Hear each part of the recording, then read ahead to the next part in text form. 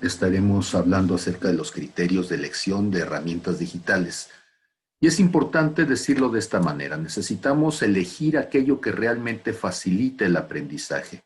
Una herramienta, lo hemos comentado, nos va a ayudar a facilitar lo que estamos llevando a cabo y entonces debemos de buscar la manera en que estas herramientas sean las adecuadas.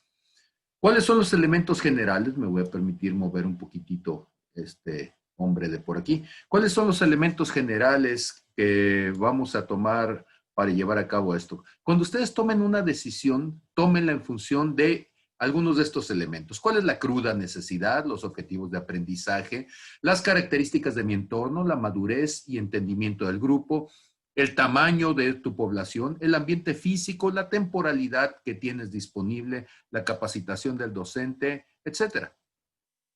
Y entonces, cuando hablamos de la cruda necesidad, ¿de qué estamos hablando? Estamos hablando de que hay cosas que son ineludibles y necesitamos clarificar cuáles son esas cosas que son ineludibles. Por ejemplo, la necesidad detectada es despiadada, ¿sí? Pero aunque sea despiadada, es la reina de corazones. O sea, debemos de darnos cuenta cuál es nuestra necesidad real. Y aunque quisiéramos tener otras cosas para llevarlos a cabo, pues tendríamos que considerar la necesidad manda. Usamos una herramienta para suplir una necesidad. Y si la necesidad no está siendo suplida, entonces estamos equivocando nuestro enfoque. Cuando hablamos de objetivos de aprendizaje, necesitamos enfocarnos en aquello que queremos lograr.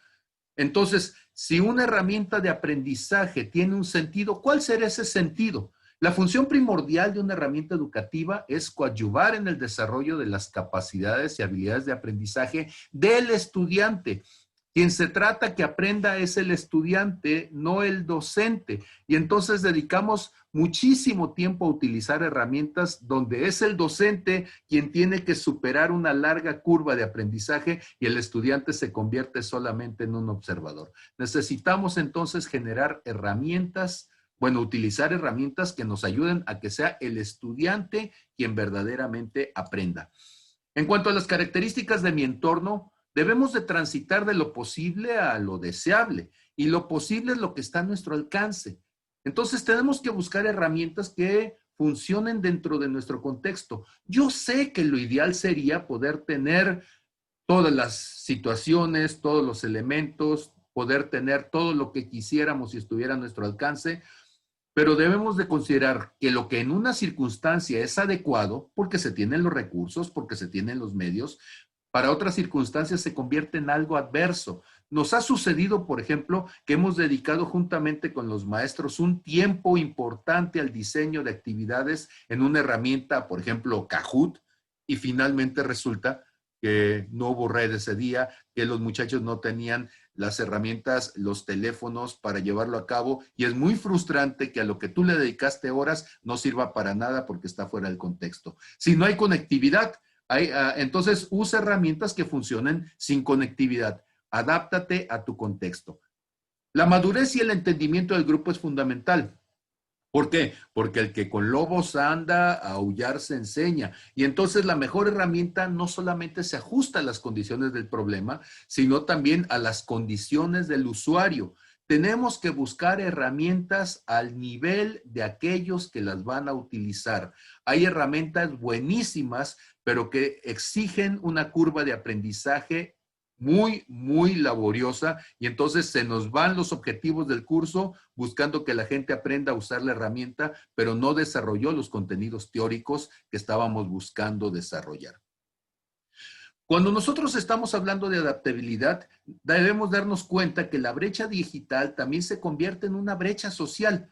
Entonces, si es posible, prefiere el software, prefiere las aplicaciones que sean de libre acceso para que las personas que tienen menores recursos económicos puedan tener acceso a ellas independientemente de su capacidad cognitiva. Hay gente muy inteligente con limitaciones económicas muy importantes y entonces los dejamos fuera del desarrollo de una actividad porque ellos no traen el recurso de la última tecnología con el que puede correr la actividad. Hay que adaptarnos entonces, prefiera diseñar actividades que no agoten el saldo y los datos de los estudiantes menos favorecidos económicamente. Poner videos, pues sí, es muy atractivo, pero un video requiere mucho más costo en datos, mucho más conectividad, mucho más inversión que algo que tenga que ver con texto. Si no hay las condiciones en la institución donde la vamos a llevar a cabo, entonces debemos de ser sabios y buscar aquellas que se ajusten a las condiciones en donde nosotros estamos, ¿eh? Hasta donde sea posible, procuremos herramientas que sean bilingües. Yo sé que en el caso de muchos que están estudiando otro idioma, están buscando que la curva de aprendizaje sea de mayor impacto, pero es muy frustrante no poder leer las instrucciones básicas para entender qué es lo que vas a hacer. El aprendizaje es gradual y tenemos que ir conforme a la graduación. Cuando estamos pensando entonces en acceso social, al seleccionar una herramienta hay que asegurarnos que se adapte a la mayoría de la población. Tenemos que asegurarnos, ¿sí?, que la mayor parte de ellos se sientan cuando menos suficientemente en posibilidades de poder desarrollar la actividad que estamos planteando. Herramientas sofisticadas o costosas van a aumentar, van a profundizar las brechas de distanciamiento y de exclusión social. Cuando estamos pensando en el tamaño del grupo, también tenemos que darnos cuenta que hay un punto de equilibrio entre una multitud y una masificación. Y entonces de repente nos pasa como un programa de cuando yo era chiquillo, que eran los Muppets, ¿sí? Y que veíamos nosotros en los Muppets el montón de muñequitos que estaban allí. Me ha tocado estar en cursos últimamente que son cursos para 500 personas, cursos para 1000 personas, y claro que tú no puedes poner una pantalla así porque no ves a nadie, ¿sí? Y entonces te pasas viendo el curso un muñequito pequeñito de 2 milímetros de altura y no entendemos qué es. Entonces tenemos que aumentar la pantalla para ver el docente, aunque no se vea el resto del grupo, y buscar espacios o estrategias de interacción. La educación virtual puede hacernos sentir aislados por la falta del contacto personal.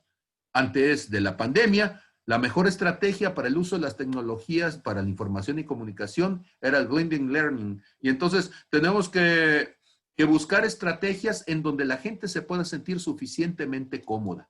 Cuando hablamos de condiciones físicas, tenemos que darnos cuenta de que las herramientas de repente también pueden generar situaciones incómodas. Y entonces, cuando hablamos de herramientas de acercamiento a través del video, estas también se convierten en herramientas, en instrumentos invasivos a la privacidad.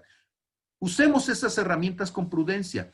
Si van a alojar un video, use los mecanismos y acciones que garanticen al máximo la privacidad, ¿sí? Porque después el asunto no es si es cómico, el asunto es que después se viraliza en las redes sociales y termina siendo motivo de burla durante muchísimo tiempo, porque el problema es que cuando el video sale a la luz, entonces ya no tenemos posibilidades de detenerlo con facilidad.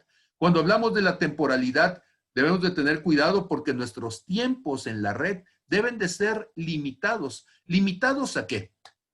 Hay actividades que nos pueden consumir mucho tiempo para poder desarrollarlas. Y algo tan simple como editar un video, como buscar una imagen, generar una imagen de un modelo, se pueden convertir en mucho tiempo buscando algo que realmente es superficial, porque solamente abonan un poco a la forma, pero no le dan contenido al fondo. Y tenemos entonces que darnos cuenta que hay cosas que son superficiales, a las que les dedicamos mucho tiempo, mientras que hay otras que son relevantes, que tienen que ver con la transformación de nuestra manera de pensar, pero que las estamos perdiendo solamente por la posibilidad de buscar una imagen que pueda ser más colorida, aunque el color solamente aporte en las cuestiones de forma. En cuanto a la capacitación docente, debemos de decirlo que nuestras capacidades como profesores son limitadas. La gente esperaría que seamos superhéroes, superhombres y que muy rápidamente podamos diseñar entonces recursos y elementos que transformen profundamente a nuestros estudiantes. Déjenme decirles que la elección de la herramienta depende de la factibilidad y usabilidad para resolver un problema, la problemática que se quiere abordar. Y entonces una herramienta va a ser tan importante y tan valiosa como pueda resolver el problema de las condiciones en donde lo detectamos. Y entonces debemos de tener mucho cuidado de no querer estar utilizando herramientas que nos exigen muchísimo esfuerzo, muchísima inversión de tiempo, muchísimo recurso económico para resolver un problema que quizá de una manera más simple se podría resolver. Debemos de buscar simplificar y no complejizar. El sentido del uso de las herramientas es facilitar la resolución de los problemas, no volverlos más complejos. Cada herramienta fue desarrollada pensando en una necesidad en particular, en un contexto en particular, para resolver un problema en particular. Y aunque hay algunas herramientas que pueden usarse en otros contextos, usar la herramienta inadecuada puede terminar generándonos más limitaciones que ayuda. Por eso, antes de usar una herramienta, es necesario desarrollar las capacidades de la persona, del docente, del ser humano que va a usar esta herramienta. Tengamos cuidado. Una herramienta poderosa con una persona incapaz vuelve inútil la herramienta por mejor diseñada que esté. La herramienta en sí misma no va a resolver los problemas. Es la persona, ese ser humano que está llevando a cabo la actividad, quien usando adecuadamente la herramienta puede resolver el problema. En una relación costo-beneficio debemos darnos cuenta que estamos siempre al resolver un problema enfrentando una adversidad. Y entonces, ¿cuánto me va a costar lo que voy a obtener? Es cierto, una presentación hermosa, una presentación llamativa va a ser muy importante, pero una clase a la que yo le iba a dedicar 1 hora, terminé dedicándole 5 o 6 horas y terminó siendo muchas veces intrascendente. Y entonces resolver problemas pues nos pone como a hacer barras, ¿verdad? Y estamos tratando de levantarnos en nuestro propio peso. Y hay que decirlo con claridad. Hay una edad en donde uno puede hacer esfuerzos heroicos y sobrevivirlos sin problema, pero hay otras edades en donde es más complicado, nuestras condiciones familiares no nos lo permiten, los tiempos que podemos dedicarlos son muy acotados y debemos de preguntarnos, ¿existen opciones más simples para realizar la labor que queremos llevar a cabo sin necesidad de esa herramienta? Tendríamos que preguntarnos, ¿qué elementos tecnológicos se requieren para que pueda operar esa herramienta? Quizá el software es muy bueno, sí, pero necesito una máquina que me va a costar 30, 40, 50 mil pesos para que tenga la memoria, los recursos, la velocidad, ¿sí? Y entonces, ¿a cuánto va a ascender el costo económico para que la pueda implementar? ¿Es viable la curva de aprendizaje? ¿Cuántas horas le tengo que dedicar para desarrollar mis capacidades y poder utilizar una herramienta que va a hacer cosas maravillosas, pero que me va a exigir mucho tiempo de esfuerzo, mucho tiempo que quizá en este momento en mi proyecto de vida no tenga para llevarlo a cabo? Entonces, hay que preguntarnos y con toda crudeza, ¿cuál es el nivel de esfuerzo que me va a requerir para implementar esta solución? Por ello, tenemos que darnos cuenta de que va a haber condiciones de frustración.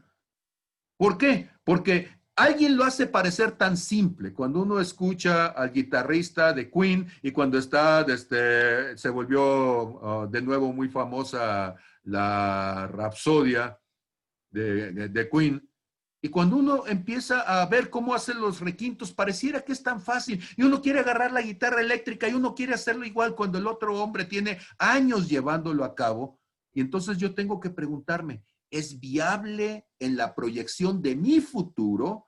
¿Qué va a suceder si tomo una herramienta para aprender en ella, un lenguaje para aprender en ello que está cayendo en desuso? ¿En qué forma significativa el uso o la ausencia del uso va a afectar el trabajo realizado? ¿Se va a volver algo inútil dentro de algunos meses o pocos años? Y entonces en esta relación de nivel de esfuerzo, yo tengo que darme cuenta que en este binomio problema-solución, consecuencia, bueno, en este trinomio problema-solución-consecuencia, Napoleón Bonaparte, el generalísimo, decía, no se matan mosquitos a cañonazos. Debemos de tener en cuenta que hay problemas muy simples que se pueden resolver de un manazo y un cañonazo puede terminar causando más daño que la necesidad que teníamos. La idea de una herramienta entonces es que me facilite el trabajo, no que me lo multiplique. Por ello, debemos de ser cuidadosos para elegir herramientas correctamente. debemos saber que no existe una fórmula mágica. No hay una fórmula inmediata que seguir. Entonces, ¿qué es lo que yo quiero comentarles? Que debemos de tener mucho cuidado. En mi rancho dicen que de acuerdo al sapo es la pedrada. Y entonces en el siguiente bloque yo les voy a dar algunas sugerencias de herramientas digitales que pueden utilizar ustedes en educación para poder utilizarlas con mínimo costo, con mínimo esfuerzo, con mayor beneficio. Seguramente hay muchísimas, yo solamente estoy haciendo algunas indicaciones que nos han servido a nosotros en nuestro contexto. Muchas gracias.